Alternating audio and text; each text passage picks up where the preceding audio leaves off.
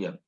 Entonces, seguimos con la rotura de doble cadena, ¿sí? Ahora vamos a ir a eucariotas. En eucariotas le voy a dar más profundidad, porque es un sistema mucho más complejo. Aquí es como dijeron ustedes, chino básico. Ustedes no se pueden imaginar lo que me costó poder comprender la diferencia entre ambos mecanismos de reparación. Se me mezclaban de una manera bastante importante. Así que bueno, pero esta vez, digamos, creo que ahora lo tengo bastante más claro, ahora que trabajamos, como ya les conté, en esta línea de investigación. Pero vamos a empezar a hablar un poco de eucariotas. Bueno, la rotura de doble cadena puede producirse por un montón de cosas. El impacto, digamos, de radiación gamma, cualquier mecanismo que dañe el ADN, si lo hace en gran escala, de forma masiva, genera tanto daño que aunque sean nucleótidos, pero si es mucho, un nucleótido con otro nucleótido enfrentado puede generar un doble strand break, ¿sí? Y también se puede generar durante la replicación. Esa DNA polimerasa va avanzando, choca contra lo que yo les comenté antes, un puente entre las dos cadenas de ADN que se generan por algún agente genotóxico o con algún nucleótido que esté dañado, entonces la DNA polimerasa se frena, o simplemente porque la topoisomerasa no está funcionando, se traba o se va. Entonces, bueno, realmente las lesiones, una de las lesiones la ve también la topoisomerasa, que ve esos puentes entre cadenas, la topoisomerasa se queda chocada ahí, se frena todo el sistema. Lo primero que ocurre es, obviamente, que la DNA polimerasa se queda en una forma frenada, ¿sí? Frenada, pero la persistencia de ese freno y muchas DNA polimerasas frenadas llevan a lo que se llama el colapso de esa horquilla, y ese colapso de esa horquilla puede generar lo que se llama rotura, que en realidad ni siquiera es una rotura de doble cadena, porque acá, como ven, los dos cromosomas están separados. Acá lo que vemos es que hay una de las cadenas está perfectamente unida, la otra se partió por acá, pero que esta es la única doble cadena rota en realidad. Esto es lo único que o sea, es un solo extremo de doble cadena rota. Mientras que acá se generan los dos extremos que hay que unir, acá se genera un extremo roto.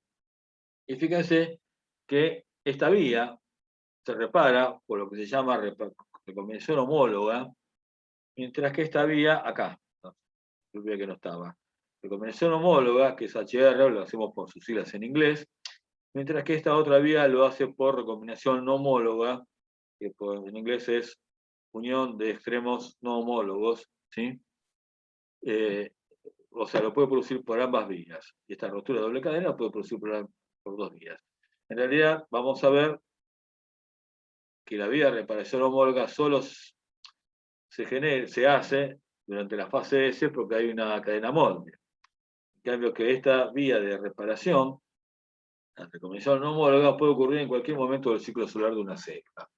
Tiene que ver con que unir dos extremos lo une en cualquier momento, pero para que haya recombinación homóloga tiene que haber un molde. Si no hay una replicación, un ADN molde, eso no puede ocurrir nunca, ¿sí?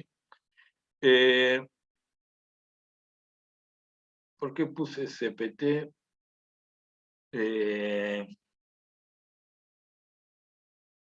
Bueno, acá estamos viendo que ante una rotura de doble cadena, ¿sí?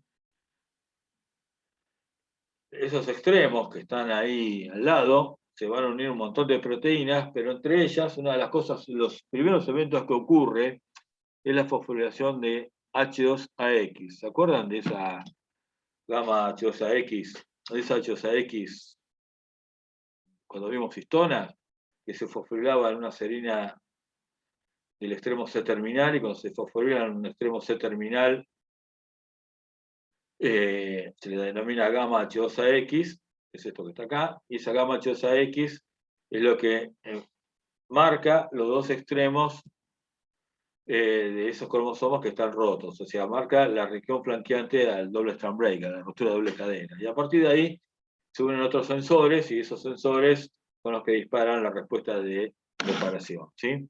Reparación y lo que ya vimos. De hecho, reparación, frenamos el ciclo celular, imagínense que estamos replicando, tenemos que frenar el ciclo celular antes de que esto siga avanzando, ¿sí?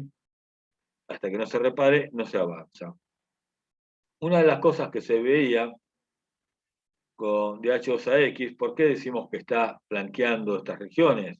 Porque cuando ponemos un agente genotóxico,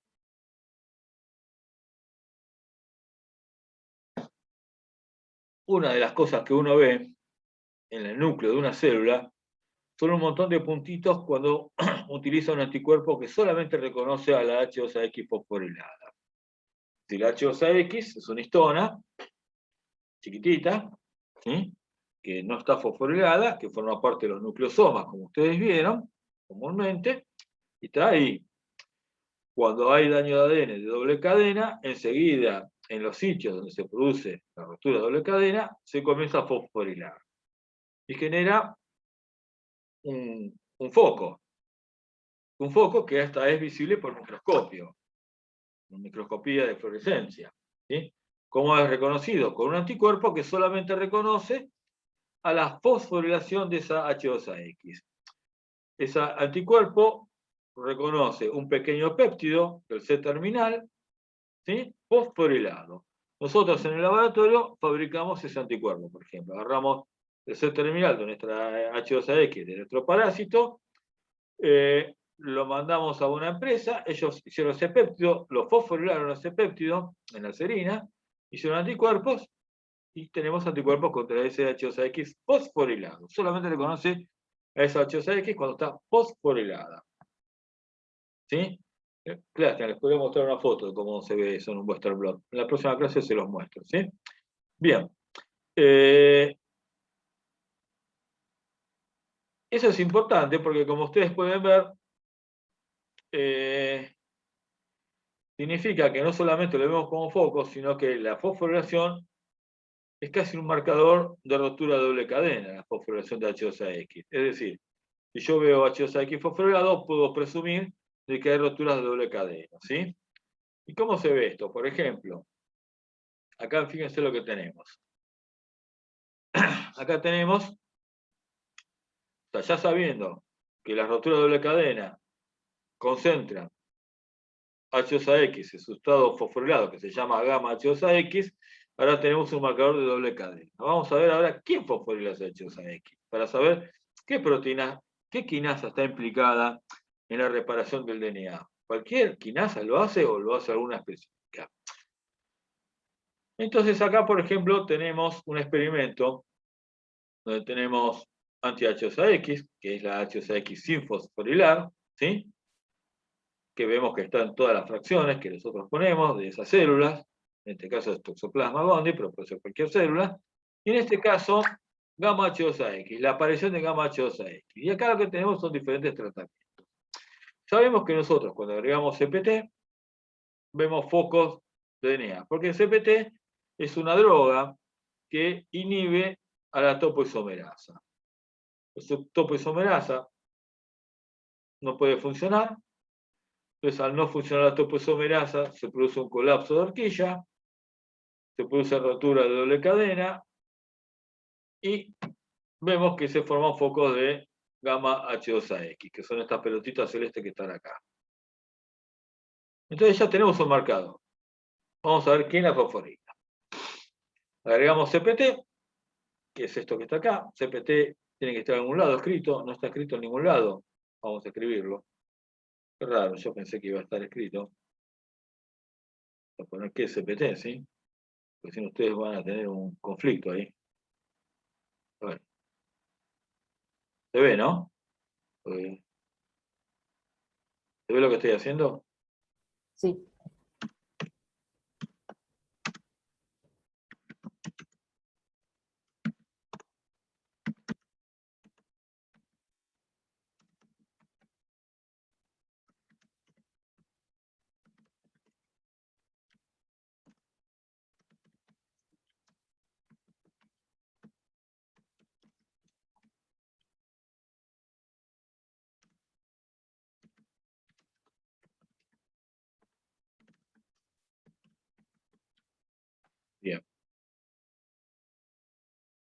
digo esto, y vamos a poner un 12 para que se pueda ver. Entonces,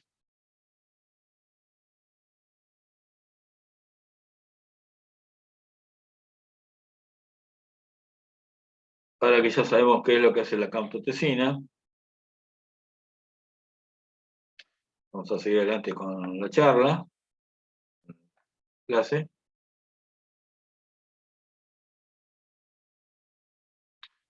Bien, entonces si no agregamos camptotecina, vemos H2AX. Y lo que no vemos es gamma H2AX, ¿por qué? Porque la célula está normal, no hay daño de ADN, no pasa nada.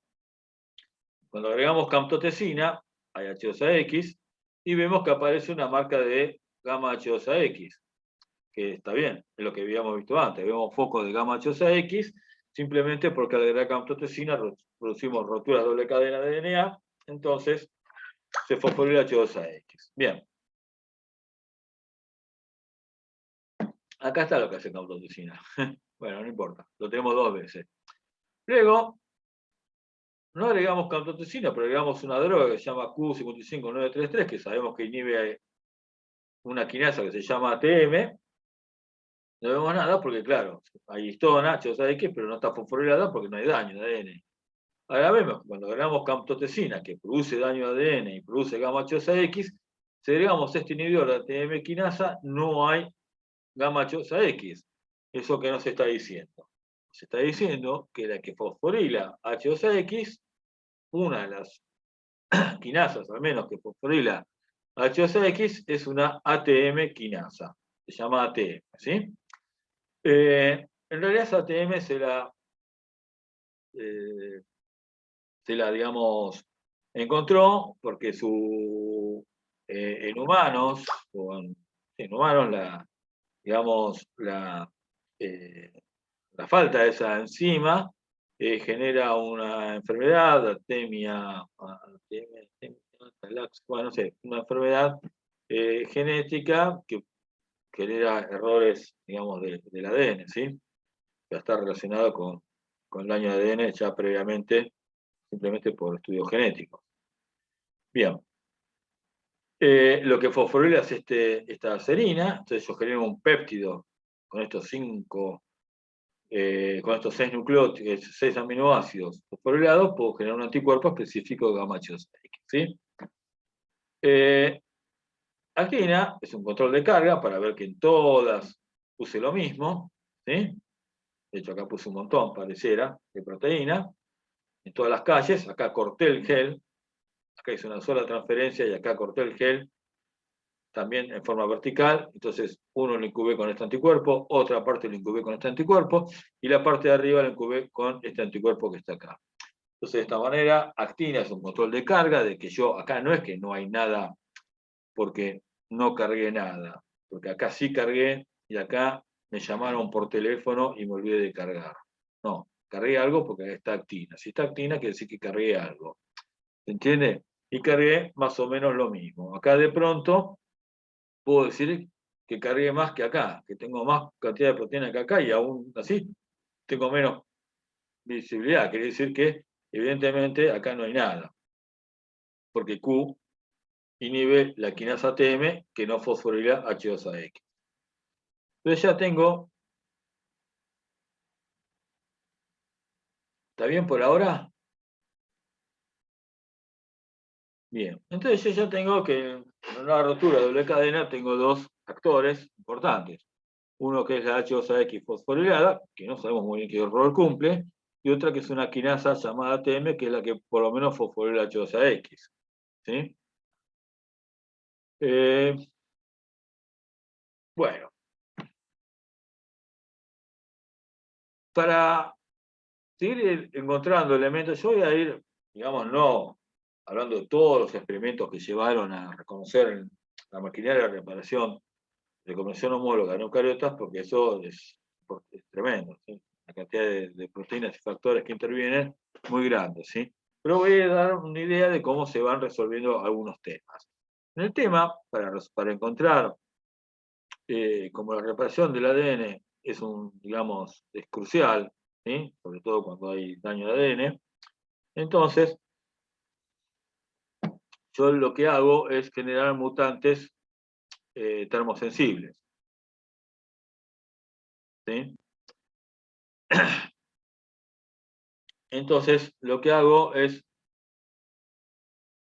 crear mutantes y ver, digamos, su viabilidad en presencia eh, de agentes genotóxicos. ¿Sí?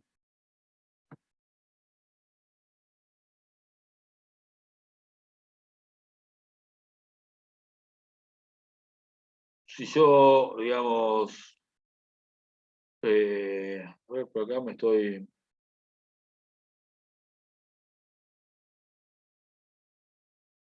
Cuenta CL, déjame ver.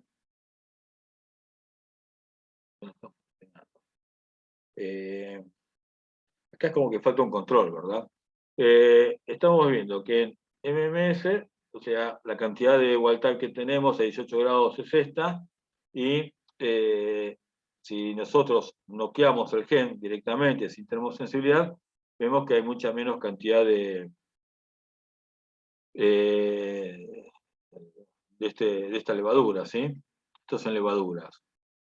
No puedo leer lo que dice el título porque no queda ahí acá, cada vez que dice levadura, ¿sí? Entonces, esto es un experimento en levaduras donde yo genero termosensibles y knockout.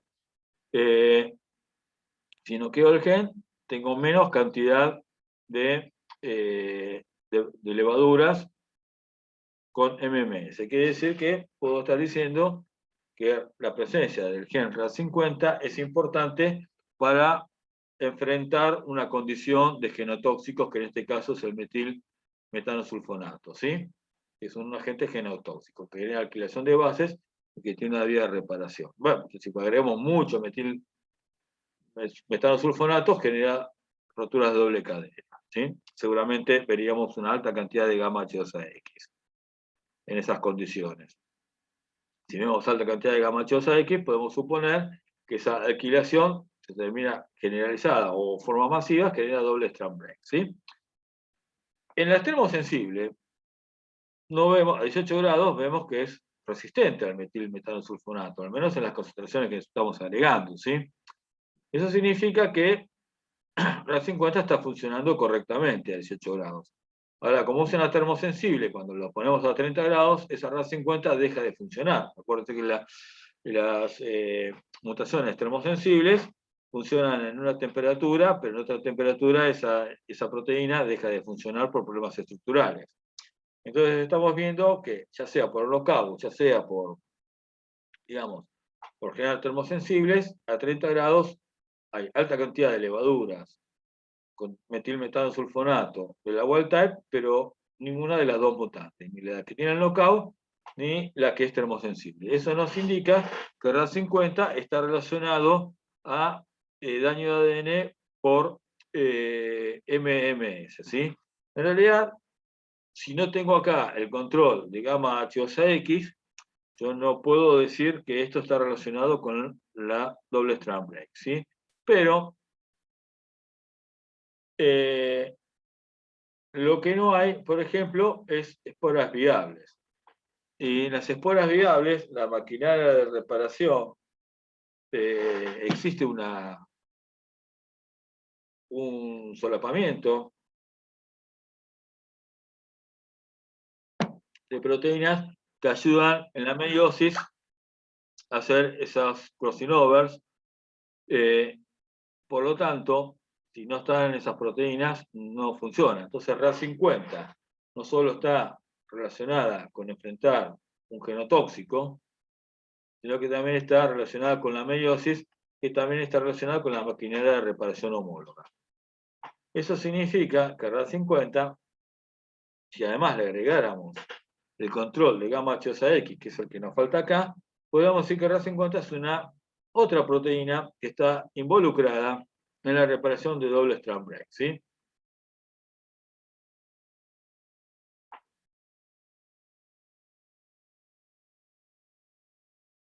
Haciendo experimentos similares al anterior, se vio otro gen haciendo parecido a lo mismo, pero reemplazamos a RAS50 por MR11, una proteína que se llamó MR11, que presentaba los mismos defectos que RAS50. Entonces allí fuimos organizando que había dos proteínas, MR11 y RAS50, que intervenían en la reparación o sea, al estar afectadas a la recombinación meiótica, pero también agentes genotóxicos como metilmetanosulfonato, estaban relacionadas con la reparación, digamos, de roturas de doble cadena. En un experimento muy simple, fíjense, es muy simple lo que estoy haciendo. Este experimento a veces le cuesta mucho entenderlo, porque no...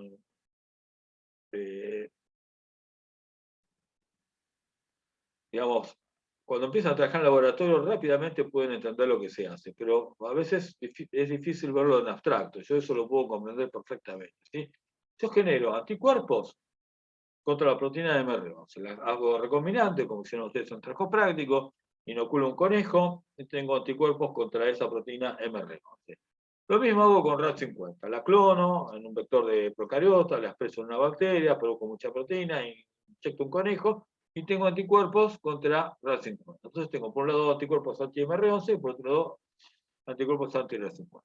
Cuando agarro un extracto de células, ¿sí?, de levaduras, por ejemplo, en condiciones con MMS, ¿sí?, que ya sabemos que RAD50 está implicada en ese proceso, ¿sí?, cuando hago anticuerpos con ese extracto, lo tengo en un tubito, tengo la levadura, MMS, un cierto tiempo, rompo esa levadura, libero todas las proteínas que hay, agrego el anticuerpo anti-MR11 pegado con agarosa, lo centrifugo y bajo ese anticuerpo MR11 de ese extracto y limpio todo lo demás y lo corro en un gel, lo que yo precipito, ¿sí?, lo que yo saco, hago la inmunoprecipitación, lo que saqué en ese tubo del ensayo, después de la centrifugación, libero todas las proteínas choque térmico, los factores de transcripción, de la glicólisis, ciclo Krebs, todo eso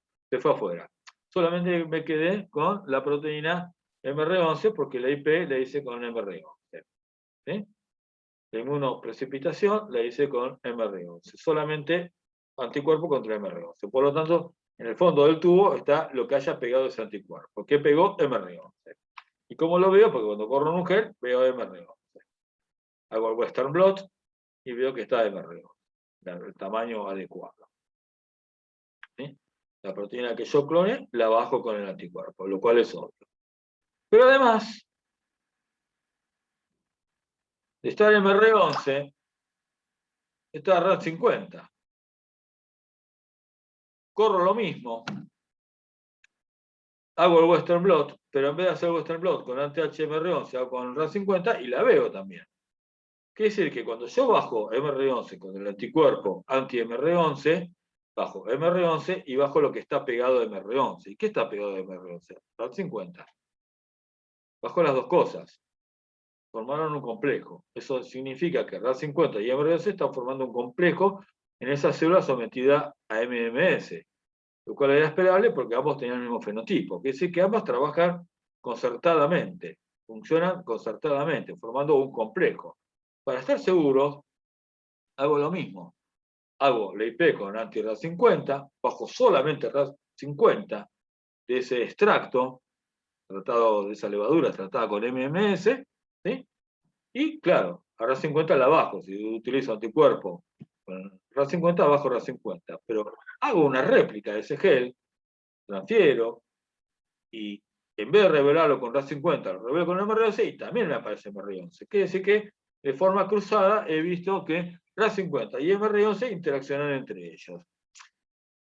Este es un control. En vez de utilizar un anticuerpo anti-MR11 o anti-RAD50, lo que utilizo es un preinmune que no reacciona con nada. Para estar seguro que lo que yo bajo es específico. No bajo cualquier cosa. Si acá yo bajara MR11 con este anticuerpo, significa que bajo MR11 porque baja MR11. Pero al no estar presente en el control del preinmune, un anticuerpo no relacionado con nada, entonces puedo decir que bajé MR11 con mi anticuerpo. ¿Sí? Ah, no. Bien.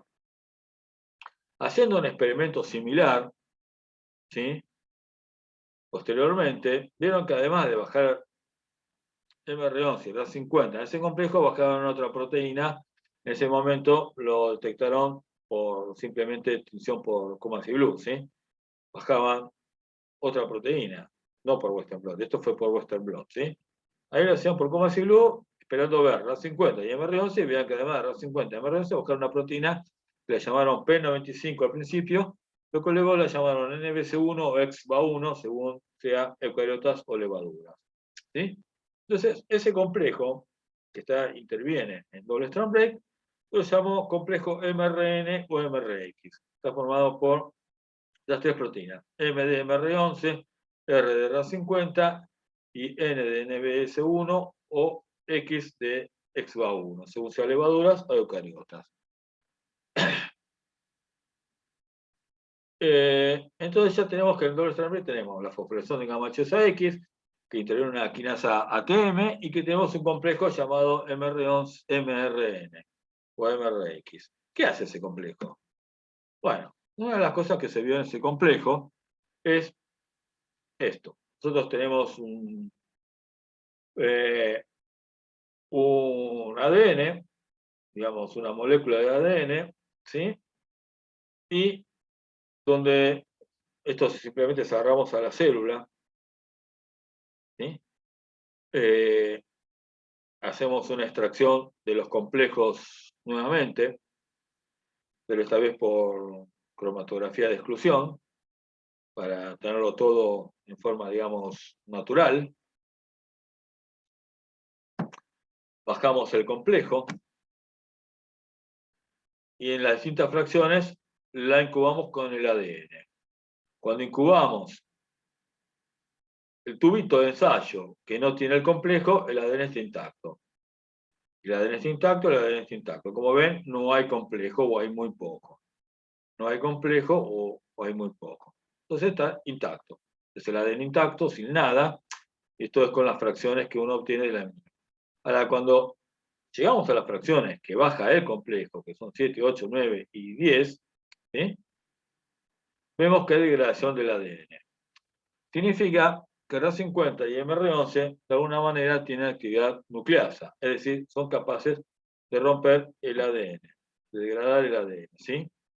¿Está bien? Los experimentos posteriores, hay experimentos posteriores muy complejos, que demostraron que además es capaz de limpiar una simple cadena, ¿sí? Porque esto es una cadena que tiene una parte simple cadena. Son capaces de limpiar una simple cadena, dejando la otra intacta.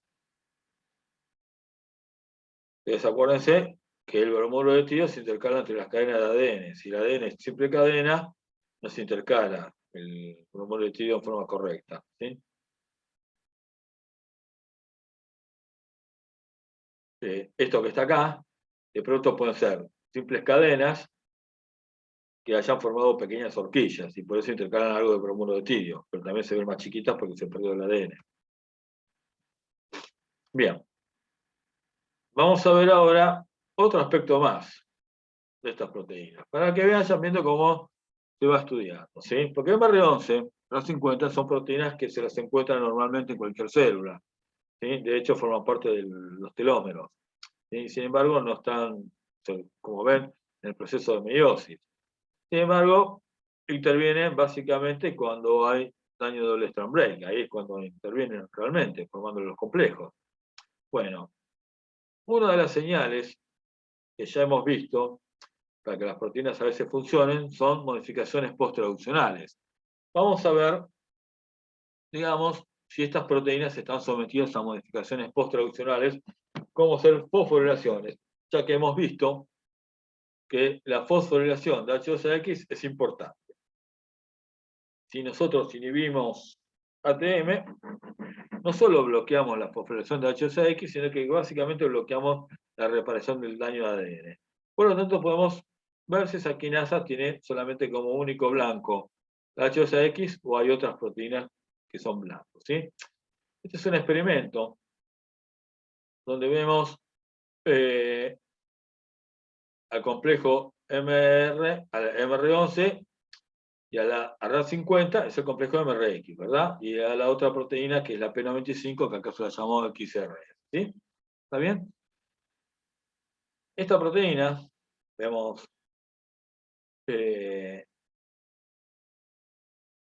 cuando hacemos anticuerpos contra esta proteína, en diferentes tratamientos, vemos que cuando hay tratamiento con V, vemos una banda de MRP11, una banda de XRC2 y una banda de RAD50. Perfecto, nada.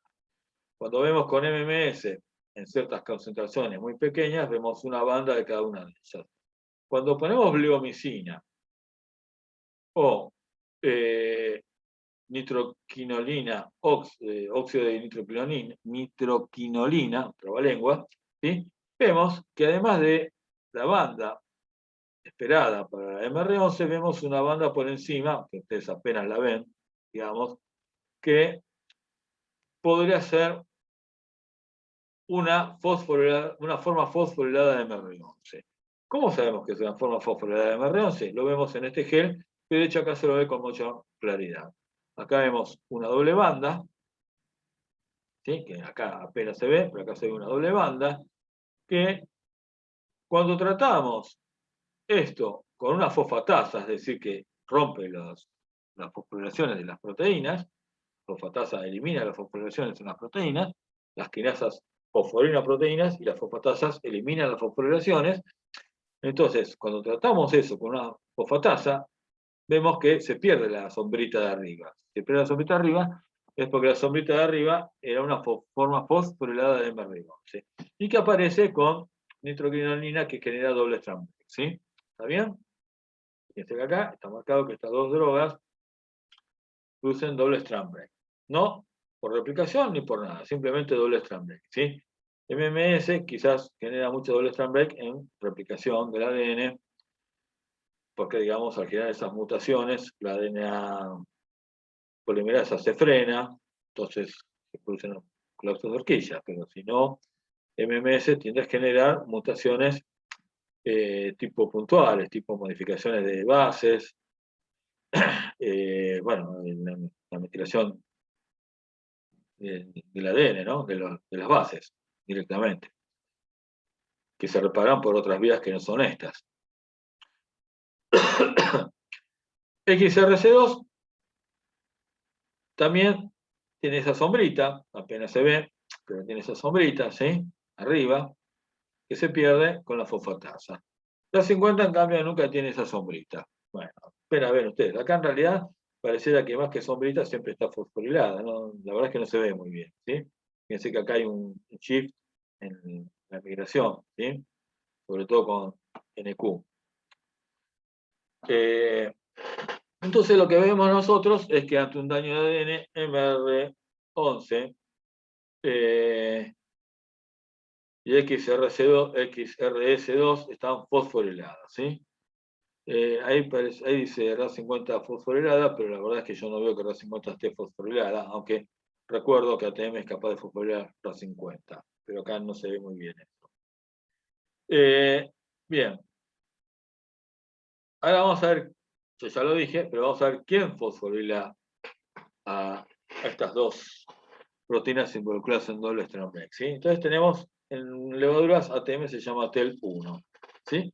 Entonces tenemos wild type con la doble banda.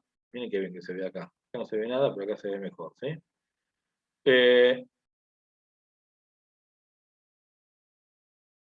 Igual la fosforilación y la banda que está arriba, acá arriba, ¿sí?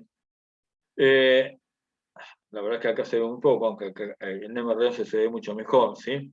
Entonces tenemos wild type y acá con el genotóxico. Como vemos, sin nada, apenas está fosforilado, con el genotóxico está la banda de acá arriba. Acá, sin nada, está esta banda de acá, con esta doble banda que no sabemos por qué, y acá que sube un poquito la banda, ¿sí? El XRS. Cuando mutamos, tenemos una lesión en este gen LSD, que es una quinasa no relacionada, vemos que sigue fosforilada, que sí que esta no interviene. Con RAD53 sigue fosforilada, no interviene. En cambio, cuando tenemos un knockout en el gen TEL1, que es ATM, vemos que se pierde la fosforilación de arriba, ¿sí? ¿Está bien? Acá el asterisco marcaría dónde se tendría que ver la banda, y sin embargo se ve la banda en el asterisco rojo, ¿sí? Cuando hacemos otra quinasa no pasa nada. Nuevamente, cuando montamos estas dos quinasas, vemos abajo, lo mismo pasa con estas otras proteínas. Quiere decir que de este experimento se desprende que la que está relacionada con la fosforilación de MR11 y de XRS2 es ATM. Por lo menos en rotura de doble strand break relacionado a recombinación homóloga. ¿Sí? Entonces ahora tenemos que gamma H2AX genera los focos, ATM quinasa fosforila H2AX, pero también fosforila MR11 y fosforila NBS1. Después también se demostró que tiene R50 y a su vez se demostró, no en este ensayo, que tiene actividad exonucleasa. Y no solo actividad exonucleasa, sino que además es capaz de integrar una cadena de ADN. ¿Sí? Cuando hagamos los experimentos en nuestro laboratorio, yo les pueda mostrar estos experimentos, les mostraré cómo se demuestra la actividad exonucleasa de MR11. Por ahora los papers suelen ser muy complejos. Ahora, igual, tenemos dos vías de reparación de los dobles strand break. Ya lo hemos visto acá, en forma teórica al menos. ¿Sí? Recombinación homóloga o no homóloga. Hasta ahora todo esto interviene con la rotura de doble cadena. De acá puede salir acá o puede salir a recombinación homóloga. ¿Sí? A cualquiera de las dos. Hasta ahora solamente hemos visto quiénes son los que reconocen doble strand break. Ahora faltaría saber quiénes son los que dicen, ¿hacemos NHJ o hacemos recombinación homóloga? ¿Sí? Entonces, déjenme ver qué es lo que estoy viendo. Esto es la recombinasa. Bueno, para recombinación homóloga necesitamos una recombinasa. ¿Sí? En bacterias habíamos visto que había una recombinasa que se llama REC-A, ¿sí? Que es esta que está acá. ¿Sí? Que tiene una cierta dominios, una región acídica, final, un dominio de unión a ATP, ¿sí? Cuando nosotros, con la proteína REC-A de bacterias, buscamos en los proyectos genomas de eucariotas, vemos que en eucariotas superiores hay dos proteínas que tienen una estructura similar, que tienen un dominio de ATPasa y un dominio acídico al final, ¿sí? Una que se llama RAD51 y otra que se llama DMS1, ¿sí?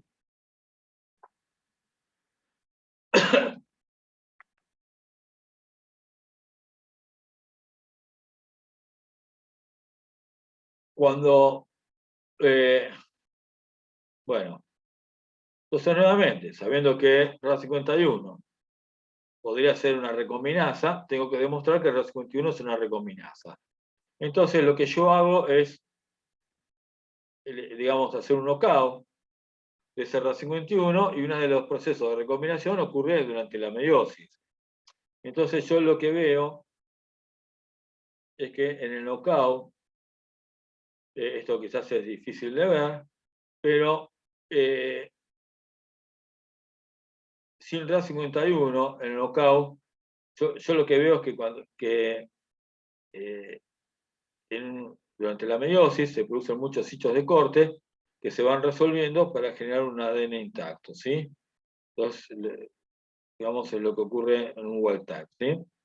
Un ADN parental.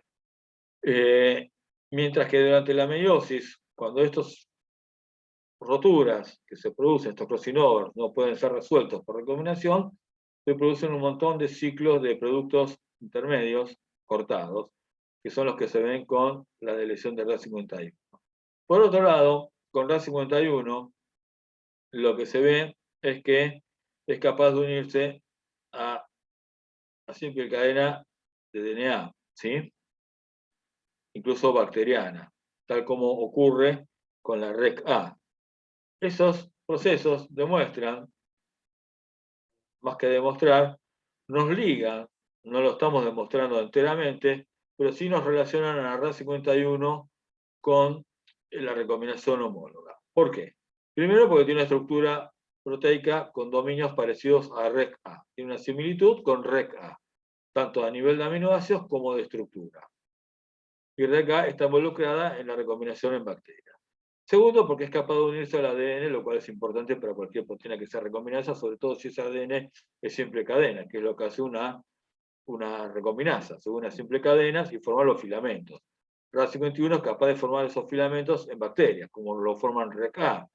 ¿Sí? Y por otro lado, porque cuando falta RK, la meiosis ahí tiene un montón de sitios que no pueden resolverse, que quedan esas estructuras de Holder, no, ni siquiera ya Holder, roturas de doble cadena que quedan trabadas.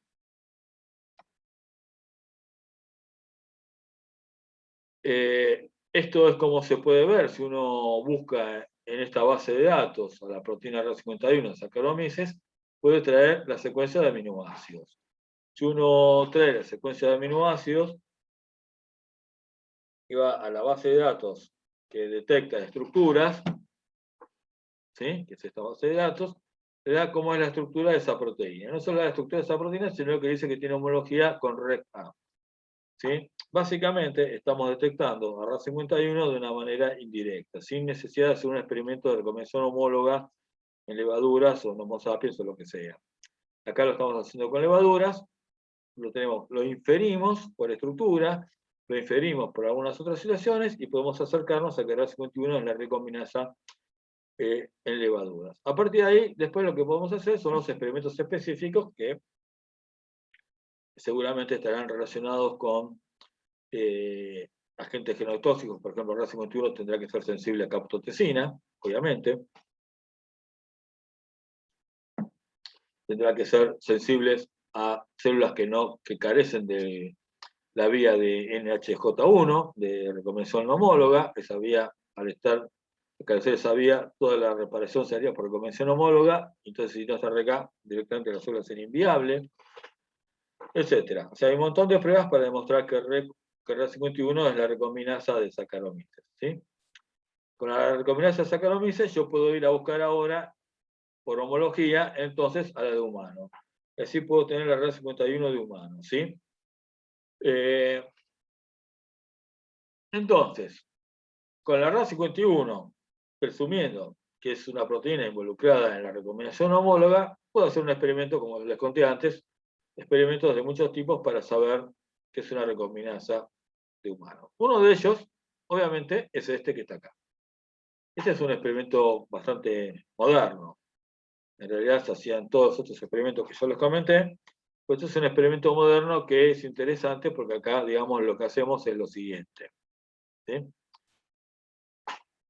Fíjense lo que estamos construyendo. Estamos construyendo, ustedes saben que el GSP es un gen que florece, es una proteína que florece cuando se impacta con luz UV, florece de color verde, entonces podemos ver a la célula verde simplemente irradiándola con UV.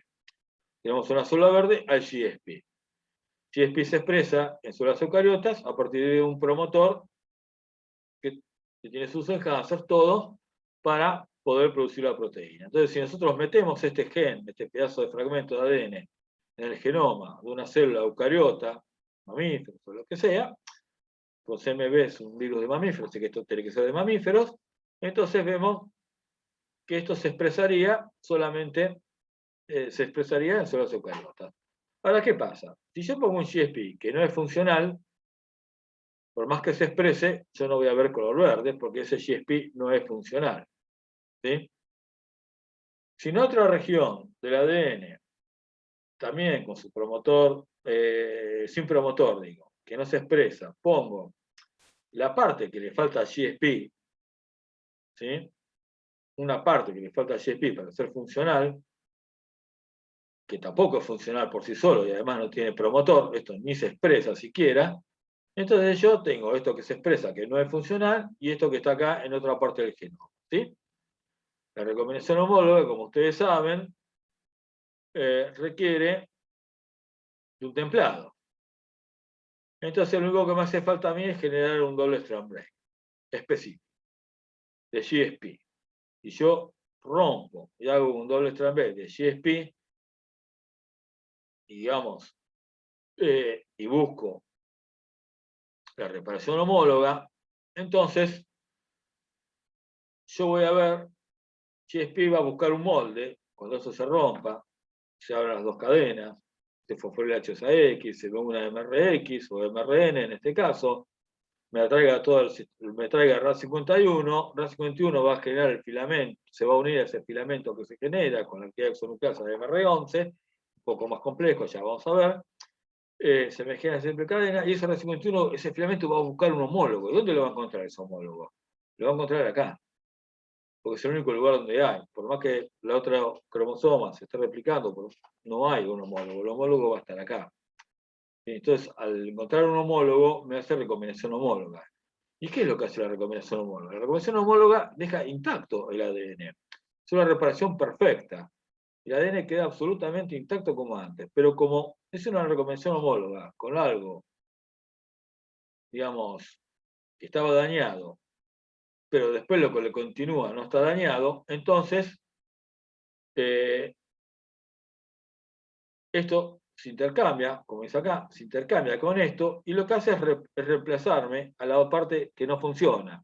O sea, lo que estoy diciendo es, esto se genera acá, en la recombinación se me une, acá deberíamos poner GSP delta 3, se me junta ambas partes, esto desaparece, ¿sí?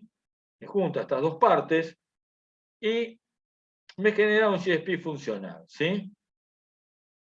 Entonces, solamente cuando hay recombinación homóloga, hay un GSP funcional. Entonces, yo tengo una forma de marcar recombinación homóloga, cuando hay recombinación homóloga, ¿sí? Entonces,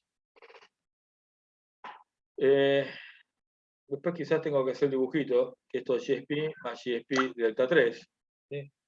Para que quede claro, ¿sí? Que se me recompone en una GSP funcional. Solamente cuando hay recombinación homóloga, que es esto que denotan estas rayitas, ¿sí? ¿Está bien? Bien, entonces ahora vamos a ver cómo funciona el sistema. Tenemos un ciclo de mamíferos, introdujimos este fragmento de ADN, se me produce GSP no funcional, ¿sí? Le pongo algún sistema que pueda, le coloco la enzima SEC1 que digiere este sitio. Cuando digiere este sitio se me corta el ADN en dos cadenas, ¿sí? Y entonces empiezo a ver cuándo se me produce GSP funcional verde, ¿sí? Puede haber que no haya recombinación homóloga, pero eso no lo veo porque eso va a seguir siendo no verde. Yo veo cantidad de verde. Cantidad de verde es HR, es reparación por recombinación homóloga, ¿sí? Entonces yo veo que si yo acá utilizo un inhibidor de ATM, ¿sí? Que es como Q559033, no sé por qué no está acá, ¿sí? Ustedes ya lo vieron. ATMI es Q55933, ¿sí? ¿Está bien?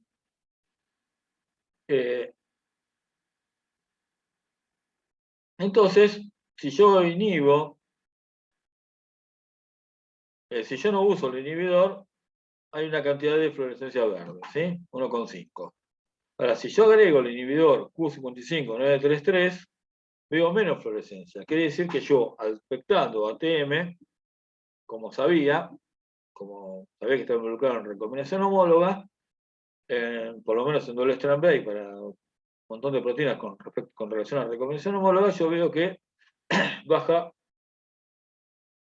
esta formación de GP funcional. Hay menos GP funcional, pero cuando se agrega la enzima de restricción, hay menos de este proceso, recombinación homóloga. Cuando se utiliza un inhibidor de MR11, ocurre exactamente lo mismo, ¿sí? Si yo pongo los dos, la recombinación homóloga baja bastante, ¿sí? Lo mismo ocurre si yo, en vez de utilizar inhibidores químicos, MR11 se llama mirin, el que se usó como inhibidor, pues utilizo un silenciamiento génico con un microRNA o un RNA pequeño contra el mensajero de ATM, me ocurre lo mismo que acá. Porque las drogas pueden no ser específicas, ¿sí?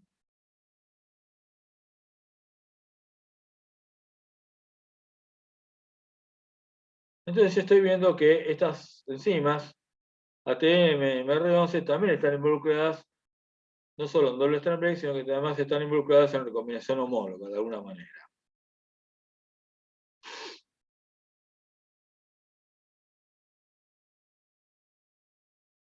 Otro experimento que me lleva a demostrar que RA51 está relacionada a recombinación homóloga es si yo sé que los focos de H2A X se generan con la rotura doble cadena, ¿sí? RA51, anticuerpos anti-RA51 también me generan focos, y muchos de esos focos están relacionados con gamma H2A X. Algunos no, porque todavía no se generó la simple cadena, pero en otros todavía se comparten, y en otros directamente es rojo, porque H2A X ya se fue. Pero el hecho de que RA51 esté ligado a muchos focos de gamma H2A X, que se ve como amarillo, significa que en ocasiones, en una gran proporción de esos focos, que es el 25% en una célula que está, digamos, sometida a un daño de ADN, ¿sí? Esos focos, al estar juntos, significa que RA51 de alguna manera está asociada a gamma H2A X. Por cierto, no necesariamente en el tiempo, porque gamma H2A X reconoce el doble strand break y RA51 lo repara. Quiere decir que en el tiempo no tienen por qué estar asociados. Pueden estar asociados en un pequeño instante, pero no todo el tiempo. Por eso hay RA51 que están rojos y hay algunos, de hecho, los más chiquitos que tienen gamma H2A X. ¿Sí? A medida que crece el foco, se ve amarillo, y cuando el foco ya es muy grande, en general, es RA51.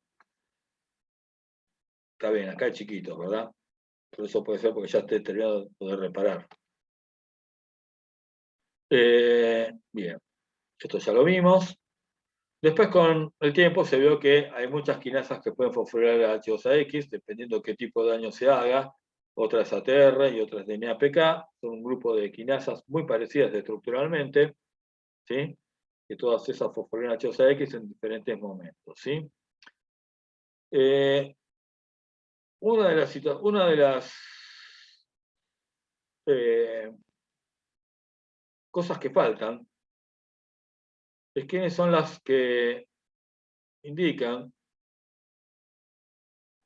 que vaya a recombinación homóloga o a recombinación no homóloga. Más que nada, ¿quién va a recombinación homóloga? ¿Sí? ¿Cómo se va a recombinación homóloga? Hay algo que tienen que pensar, que se está replicando ese DNA, ¿sí? Una de esas proteínas que marca eso es la BRCA1, que también fue detectada inicialmente como una proteína asociada a daños de ADN, más que nada como supresor de tumores, ¿sí? Y luego digamos, luego fue asociada, primero se vio como gen supresor de tumores, y luego se vio que, sobre todo en cáncer de mama, por eso se llama breast cancer 1, luego se observó que en realidad esta era porque está relacionada a reparación del daño de ADN. Me estoy trabando la lengua, me estoy quedando sin agua. Eso ocurre porque durante la replicación, por ejemplo, la mitomicina lo que hace es generar puentes entre cadenas, eso hace que la replicación se trabe, genera colapsos de horquilla y generan, digamos, por lo menos generan los simples extremos doble cadena rotos, ¿sí? Al hacer esto durante la replicación, estos doble strand break tienen que resolverse a recombinación homóloga. La recombinación homóloga es el proceso, digamos, predilecto en una reparación en replicación, simplemente porque hay molde y además porque genera una cadena intacta. La reparación es 100% efectiva, o sea, no hay mutaciones, no incorpora mutaciones, ¿sí?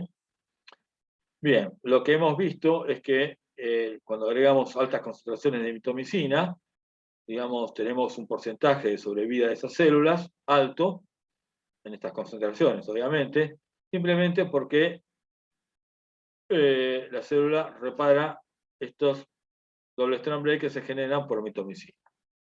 La célula tiene el sistema de reparación intacto, entonces lo repara. En estas concentraciones tiene capacidad de reparar el daño de ADN y seguir viva, ¿sí? Pero, en la medida, es este que está acá en realidad, ¿sí? O sea, un poco va cayendo, pero digamos tiene una sobrevivencia alta. Cuando agregamos P53, esto es muy elaborado, lo vamos a ver recién cuando veamos ciclo celular, digamos, la sobrevida es aún más alta, pero esto es porque es un desastre lo que está pasando acá. Acá la célula sobrevive con malformaciones genéticas por todos lados, porque el P53 es un gen que detecta daño de ADN y frena el ciclo celular. Si falta, la célula sigue replicando, pero como hay daño de ADN, replica y puede meter cualquier tipo de mutaciones o incluso, siempre se me escapa esta palabra, fusiones de cromosomas, inestabilidades cromosómicas. ¿Sí? P53 es un gen esencial en cáncer. ¿Sí? Es un gen que los cánceres muy malignos, una de las marcas que tiene es un P53 dañado, porque permite estas cosas. Permite que a pesar de la cantidad de droga que yo ponga, no solo no sea reparado, sino que además puede conducir a células que son viables, vivas, pero con malformaciones genéticas por todos lados. Pero cuando agregamos BRCA1, lo que vemos es que la cantidad de células viables son pocas, a pesar de tener este P53. ¿Por qué? Porque BRCA1 lleva todo a reparación de DNA. De alguna manera, acá hay reparación de DNA en lo posible, a pesar de que algunas células puedan no estar del todo reparadas, pero BRCA1, ya sin la falta de BRCA1 y sin P53, la célula está replicando, pero está replicando un ADN que está enteramente dañado en esta situación, ya tiene tanto daño de ADN que lo que repara es absolutamente inviable. O sea, por más que el ciclo celular siga, el ciclo celular acá se choca contra una pared, sigue hasta la meiosis y choca contra una pared, a la mitosis, y cuando llega a la mitosis el ADN está tan reparado que se hace inviable y no puede seguir. ¿Sí? Entonces, estamos viendo que BRCA1 está ligada, digamos, a la replicación, a los daños de ADN por replicación del DNA. Y esos son daños relacionados a la recombinación homóloga. BRCA1 tiene una estructura de proteína. Es interesante que veamos dominios de proteína, porque no lo hemos hablado mucho, pero cuando uno analiza la proteína y va analizando regiones, por ejemplo, yo veo que en una inmunoprecipitación veo que esta proteína está unida a una proteína que se llama BART1. No la vamos a explicar hoy, pero BART1 está que ver con recombinación homóloga y se une por esta región. Si yo saco esta región, deja de unirse a BART1. Así es como, ¿se acuerdan la clase 1 cuando yo mostré cómo hacíamos para ver que una proteína interaccionaba con otro? Bueno, si yo corto acá, vuelvan a la clase 1 y vean. Si yo corto acá, BRCA1 no se une a BART1. Si yo dejo esto intacto, se une a BART1. Por lo tanto, la región que interviene es esta que está acá. Esta estructura hace lo mismo, pero con una proteína que se llama PAL-B2. ¿Sí? Esta región, la región BRCT, lo hace lo mismo, pero se une a otras proteínas relacionadas a doble rotura a recombinación homóloga, doble rotura del DNA y recombinación homóloga como esta exonucleasa CTIP. ¿Sí? Es esencial para la recombinación homóloga, para ir hacia recombinación homóloga. Quiere decir que esta proteína está muy ligada a, digamos, a rotura de doble cadena y a dirigir la respuesta a recombinación homóloga por el simple hecho de que es capaz de unir BART1, PALB2, que PALB2 une RAD51, de hecho, y CTIP. ¿Sí? ¿Está bien? También hay una quinasa, ATM, que fosforila a BRCA1, o sea, ATM no solo fosforila a MR11, a H2AX, a RAD50, sino que también fosforila a BRCA1. Entonces hay una nueva señal que nos indica, bueno, estamos remodelando todo lo que es el pathway, la vía de reparación por doble strand break, ¿sí? Hay una quinasa, checkpoint quinasa, que vamos a ver en el ciclo celular, que es capaz de fosforilar esta enzima, esta proteína, relacionada al ciclo celular. Esto está relacionado al progreso del ciclo celular, al progreso de la replicación del DNA. Por eso está todo ligado al mismo esquema. ¿Sí?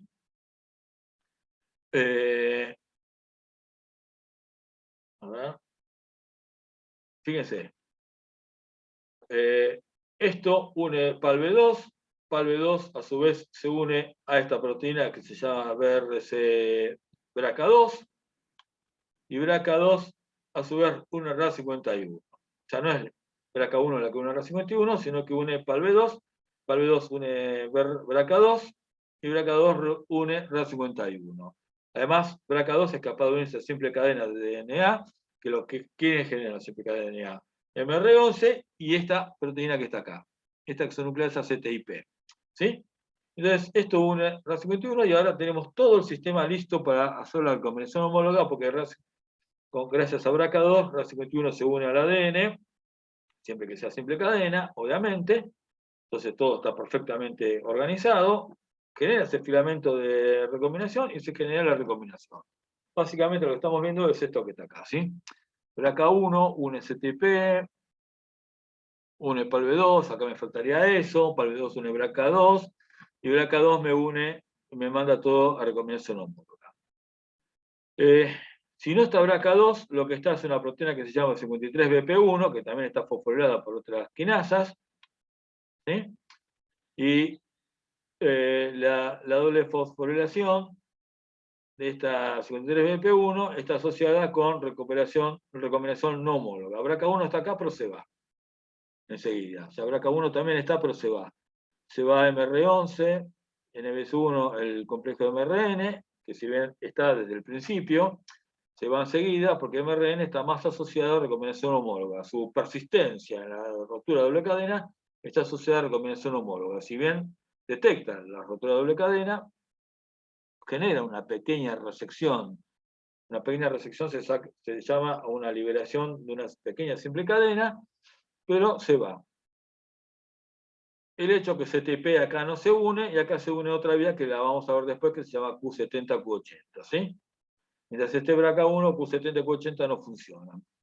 Acá esto se va, Q70 Q80 se va, MR11 hace una resection, una limpieza de esta cadena un poco mayor, luego se une CTP que genera otra cadena mayor, se une BRC BRCA2 a la simple cadena, además gracias a PALB2 que la trae BRCA1, se une a la simple cadena que queda, y trae a RA51, y RA51 forma el filamento. ¿Sí? Esta le voy a pasar, la pueden ver ustedes, pero la voy a pasar porque voy a explicar un poco. Bueno, todo este es el gran complejo que se forma. ¿Sí? MR11 atrae ATM, ATM fosforila H2AX, H2AX trae MRN, que además que trae ATM, que ATM fosforila más H2AX, y además otras proteínas relacionadas a la doble strand break, y se genera este foco de gamma H2AX fosforilado, que es el foco de reparación, ¿sí? Esto lo hace una cadena y lo hace al otro lado de la cadena, ¿sí? Luego todo esto, hay un cambio de la cromatina, que no lo voy a explicar acá porque ya sería muy complejo, ubiquitinaciones de proteínas, ubiquitinaciones de histonas, etcétera, que remodelan la cromatina y limpian, digamos, de nucleosomas esa región, para que esté libre el ADN, permite que MR11 haga una pequeña simple cadena, luego viene CTIP, que no la veo por acá, ¿dónde está? CTIP, no la veo por acá. Bueno, CT1P, que hace la resección mayor, en realidad MR11 hace esta pequeña resección, y CTIP hace la otra resección, libera, digamos, esto que libera es como simple cadena, es una larga cadena, más o menos, qué sé yo, más de 200 pares de bases, ¿sí? Que queda como simple cadena, donde se le une una proteína RPA, porque es una simple cadena, para evitar que se pliegue de nuevo. Acá hay otra exonucleasa que también sigue liberando la simple cadena, se une BRCA2, se une RA51, PALB2, BRCA2, gracias a BRCA1, que es esta que está acá, que no se ve bien, y une PALB2. Bueno, acá está todo el sistema que les comenté antes. Entonces se forma el filamento RA51, y ahí estamos listos para buscar la otra cadena. Esto es lo que yo les decía. En MR11 se genera un pequeño corte, MRO se va para un lado, EXO va para el otro. Nos falta CTIP, que genera una recepción, una recepción mayor, sobre todo en la recombinación homóloga, que es otra exonucleasa que funciona, ¿sí? Acá está lo que yo les decía en bacterias, cómo es que se genera. Vamos a pasar, es el filamento que se genera en el 51. Acá es la invasión de un templado, que puede ocurrir por ambas cadenas, que están separadas. Esto es si tuviéramos un molde completo, ¿verdad?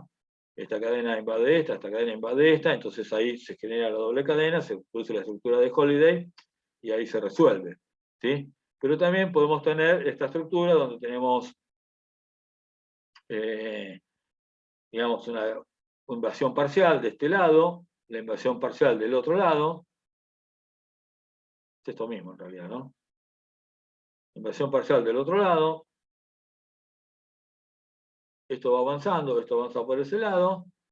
Sigue avanzando. Se producen las estructuras de Holiday, que con una serie de nucleasas se resuelve de distintas maneras. Esto es una doble, esto es una simple. La estructura de Holiday ya la habían visto en genética, pero básicamente se ve así. Y depende de cómo se corte, va a quedar si hubiera una mutación, va a quedar en una cadena o no. ¿Sí? Bien.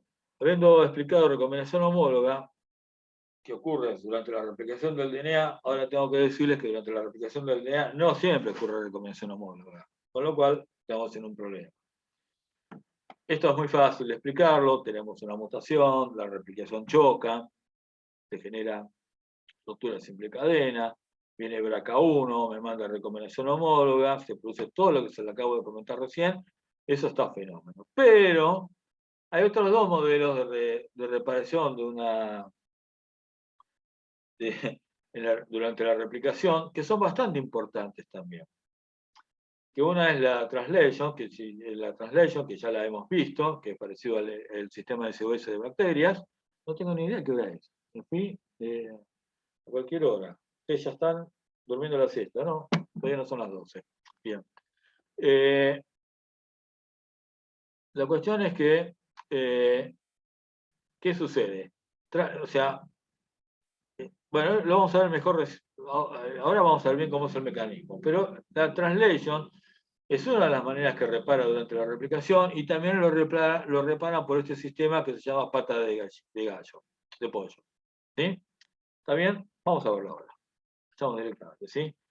La translation no lo habíamos visto durante todo este tiempo, les había comentado que es parecido al sistema SOS. Lo que interviene es una DNA polimerasa que lo que hace es no entender que esto es una mutación, lo que sea, y pone cualquier nucleótido, ¿sí? Una DNA poco fiel, ¿sí? Tiene poca fidelidad, ¿sí? O sea, es esto que está acá, ¿verdad? Llegamos hasta acá, la DNA polimerasa acá no puede funcionar, no puede seguir, se va, viene la otra DNA polimerasa, la polimerasa, la PolN, que es la que funciona en translation, que lo que hace, salta poniendo cualquier nucleótido.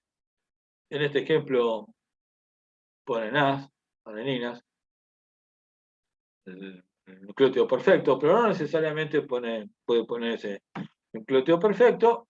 Una vez que pasó este inconveniente, el de una timina que persiste, hay que repararlo. Recuerden que esto hay que repararlo después, para la célula esto sigue siendo un daño de ADN, pero estamos en la replicación del DNA, así que vamos a tener la replicación del DNA, después lo reparamos, ¿sí? Entonces, después, una vez que pasa, vuelve delta o épsilon, y depende de qué cadena sea, y sigue la reparación de la replicación del DNA, ¿sí? Bueno, ¿cómo es que se engancha delta? Vamos a ver, ¿sí?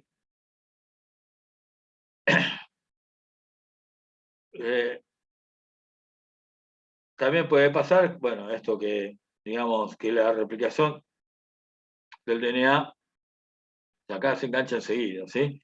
Pero acá esto se trabe, bueno, esto lo vamos a ver ahora. A ver. No, no lo vamos a ver ahora.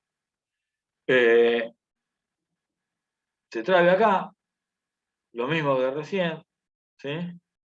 Pero, como hay un origen de replicación acá, se comienza la replicación de nuevo por este lado y me queda un pedazo de ADN limpio, simple cadena, ¿sí? Entonces viene Polene, me pone esto y después viene alguna otra polimerasa que llena los gaps y termina de cerrar eso, ¿sí? La diferencia acá es que esto ocurre básicamente durante la replicación con intercambio de DNA polimerasas y acá ocurre simplemente porque se rellena. La translation lo único que hace es generar un oxidrilo 3' perfectamente apareado con la de la reversa complementaria para que venga una DNA polimerasa y resuelva ese agujero que se generó de simple cadena. Porque este simple cadena, que se genera, porque acá empieza otro origen de replicación, digamos, es un daño de ADN, ¿verdad? Uno de los daños de ADN que yo les había mostrado al principio. Lo mismo pasa con la pata esta de pollo, ¿sí? Acá lo que vemos es que la cadena esta se traba, se frena, mientras que esta cadena puede continuar porque está intacta, ¿sí? Entre la mutación o el dimletimina o lo que sea, hasta acá, esta cadena sigue. Entonces, al seguir, lo que hace es que se separa su cadena, esto sí que no sé cómo ocurre, se separa su cadena y esta que está acá tiene como reversa complementaria, porque al fin de cuentas es reversa complementaria de la nueva que se está formando, esta parte de acá, y le sobra una colita simple cadena que ahora hace de molde. Entonces sigue usando como molde la cadena que se había formado nueva, ¿sí? Luego de que eso ocurre, cuando completó, digamos, cuando completó de sintetizar esa pequeña esa pequeña cadena que se hace, acá en realidad está mal, porque tendría que empezar desde acá y completar esto. Lo que hace es volver a formar la doble cadena con el ADN templado original, que es la rosada. Esta vuelve a donde estaba, ¿sí? Estaba acá. Esta ahora pudo formar la parte que le faltaba para llegar hasta acá, que era toda esta parte, utilizó como molde esta de acá. Entonces se une, entonces ahora me dejó la mutación, pero acá puede conseguir como antes la horquilla de replicación, ¿sí?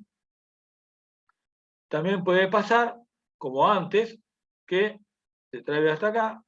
Bueno, esto es lo que habíamos visto de la translation, ¿sí? Acá hay un origen de replicación tardío, otro origen de replicación, comienza la replicación por acá, me deja este gap que está acá, y entonces hay que pasar por translation este nucleótido, este ADN dañado, y luego seguir la replicación.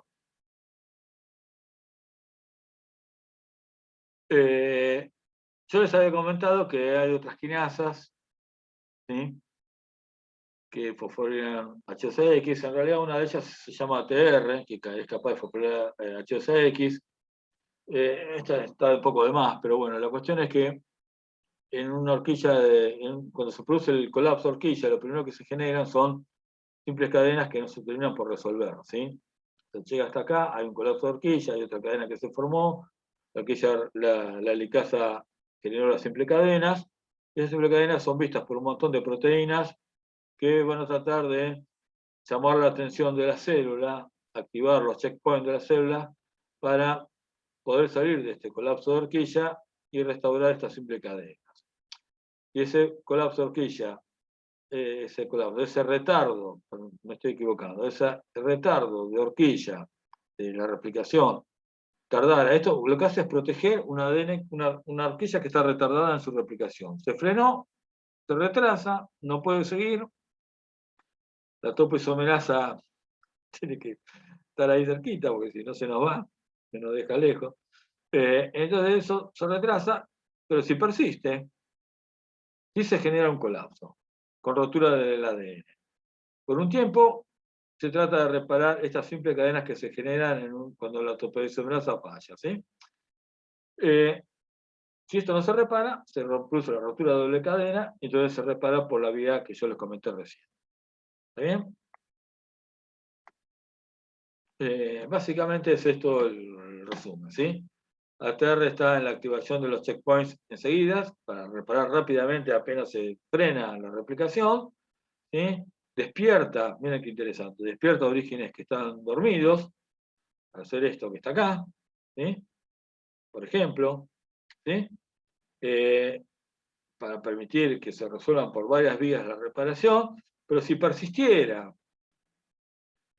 si persistiera la rotura, el frenado de la replicación, y llega a un colapso, ¿sí? Esas replicaciones frenadas llegan a colapsos, entonces ahí sí viene todo lo que es la reparación por recomendación homóloga y comenzar de nuevo la replicación.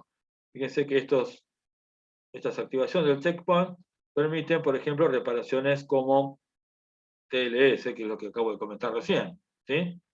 Mientras que una horquilla frenada, con ATR, con estos, va a esta vía, pero también puede ir a estas estructuras inusuales y repararse por recomendación homóloga. Bueno, esto es un pequeño resumen de todo lo que... Ah, no, esto es reparación homóloga, ¿sí? La reparación homóloga es mucho más sencilla, y ya vamos terminando, ¿sí? Reparación homóloga, ¿saben por qué no lo veía? Porque tengo la barra que me molesta todo el tiempo, no la puedo eliminar, no sé cómo se hace. Debe haber alguna manera, a ver si la escondo.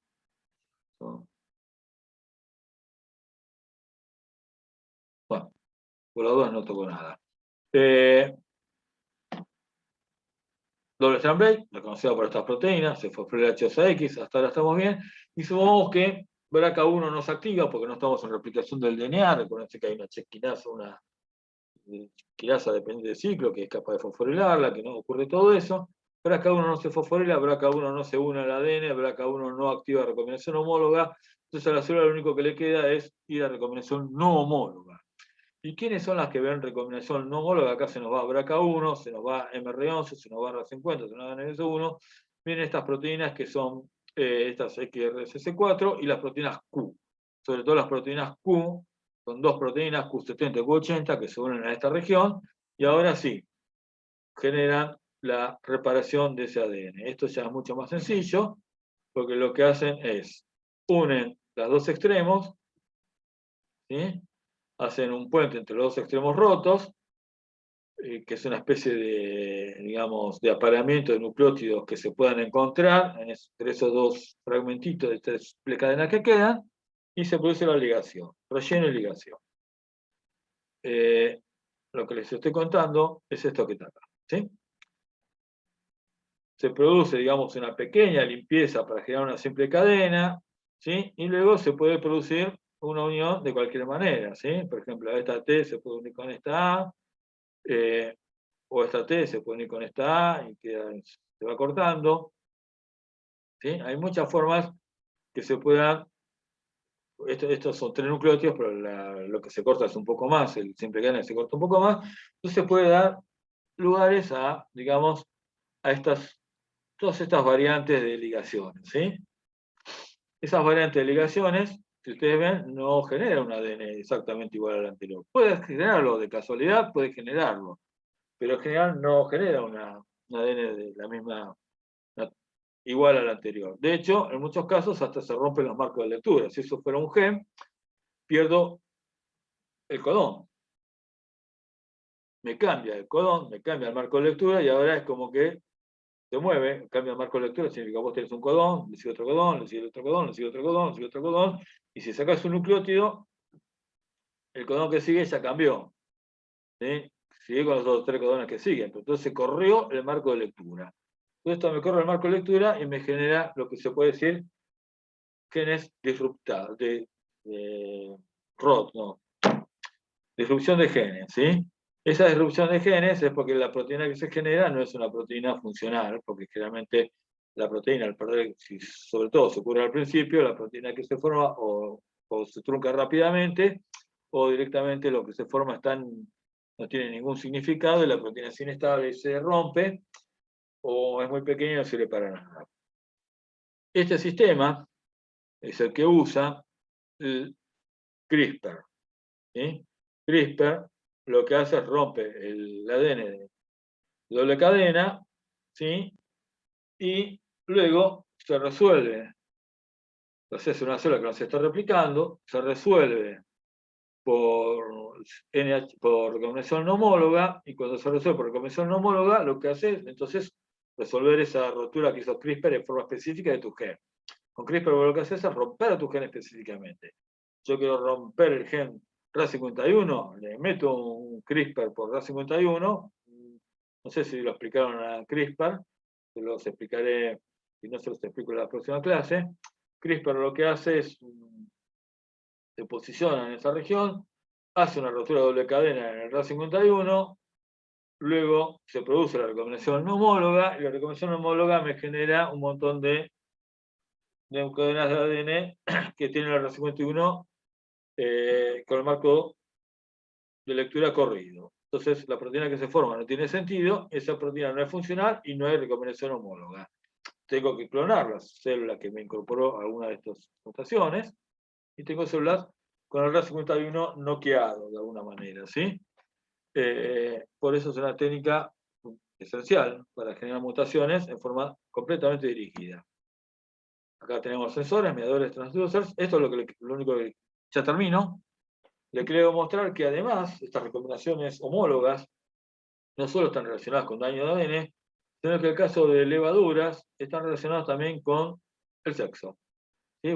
Tenemos una levadura, es un organismo celular que puede generar, digamos, en una fase sexual de intercambio de núcleos, como vemos acá, ¿sí? Unión de núcleos. Para eso necesitamos este mating, lo hacen a partir de una levadura M y una levadura P, pero ¿quién es P y quién es M? Bueno, ese gen, eso está decidido en una región, ¿sí? En una región hay un gen que puede expresar el gen M o el gen P, ¿sí? ¿Está bien? ¿Y cómo se hace? Bueno, la levadura lo que hace es, hay una recombinación homóloga, están los dos genes intactos por fuera de ese gen, de ese locus, esos dos locus que tienen el gen P o el gen M están intactos pero no tienen promotor, por lo tanto no se expresan. ¿Sí? En una levadura, por recombinación homóloga, se genera el gen MA, y en otra, por recombinación homóloga, se produce el gen P. Es el gen que va a dar el factor P. Entonces ahí tenemos una diferenciación sexual de una misma levadura. O sea, una misma levadura puede dar cualquier cosa. Se da una progenie y esa progenie puede dar cualquier tipo de sexo para poder tener esa variabilidad. En POMBE pasa lo mismo, pero distinto donde está la ubicación de los genes. ¿Sí? Es decir, por recombinación homóloga se intercambia un gen.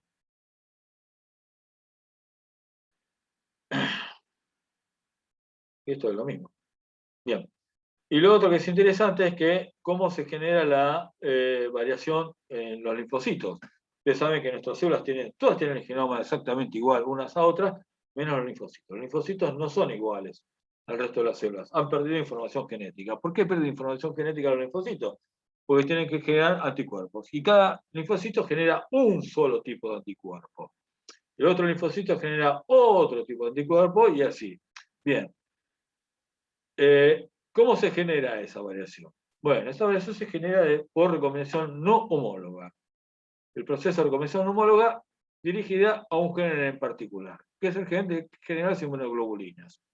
Los linfocitos generan inmunoglobulinas, anticuerpos, contra un factor específico. Por eso yo le inyecto con RAS51 y voy a encontrar anticuerpos contra RAS51. ¿Por qué?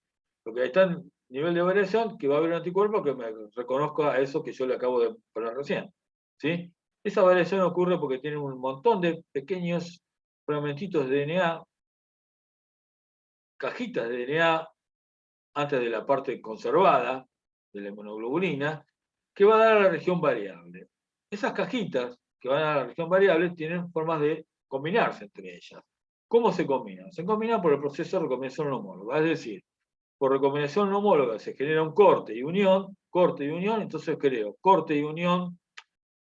Acá, por ejemplo, lo primero que hago es generar un corte y unión de un D con J, ¿sí? Entonces, uno, por ejemplo, o este D con este J, o este D con este J, o este D con este J, o este D con este J, y lo mismo puede pasar con el otro D, o puede pasar con este D, o puede pasar con esta cajita D, ¿sí? porque entonces ahí se me da una cantidad importante de variaciones, ¿sí? Pero además, como lo hace por reconvención no homóloga, eso me puede generar diferentes mutaciones, diferentes corrimientos de marco, que a su vez me generan otra variación adicional a la reconvención no homóloga, además de poder darme cosas que no funcionan, ¿sí? Luego viene la otra cajita B, que nuevamente esta cajita B se puede unir a esto que se formó recién, que ya se me pudo formar con D1, D2, D3 o D4, J1, J2, J4, y acá B1, B2, B4, ¿sí? Entonces, se me genera una región variable, funcional, con la unión por recombinación no homóloga de esas tres cajitas variables, B, D, J. Y eso me va a dar una variedad enorme de formas, todos como es por recombinación homóloga, recuerden que además puede poner mutaciones, aumentar o achicar, ¿sí? Entonces me genera una variación enorme de linfocitos, ¿sí? Este es el sistema por el que lo hace. No vamos a abundar. Lo importante es que por recombinación no homóloga es como yo genero los anticuerpos. Por recombinación homóloga yo genero, digamos, la capacidad de mating de dos levaduras para dar un punto CN. Y bueno, acá terminamos con la clase de daño de ADN, ¿sí? Es un montón, ya lo sé, pero bueno, chino básico, esperemos que cuando estudien no les sea tan chino. Hasta la próxima. Bueno, profe, nos Nos vemos. vemos. Nos vemos. Nos Chau, chau. vemos. Luego. Adiós. Chao.